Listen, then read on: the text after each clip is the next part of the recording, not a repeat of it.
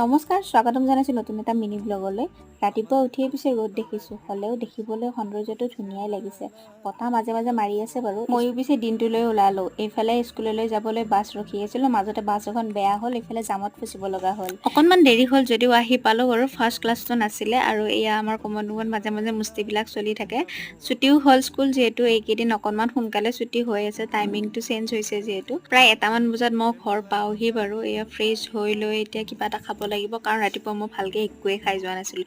ইমান যে ভোক লাগিছিলে নহয়। আহিয়ে মাক সুধিছোঁ কিবা আছে নেকি।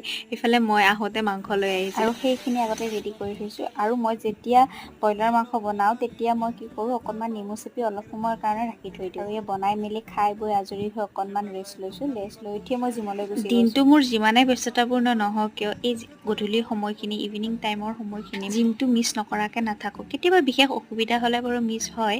আজি আছিলে মোৰ বেকৰ ওপৰত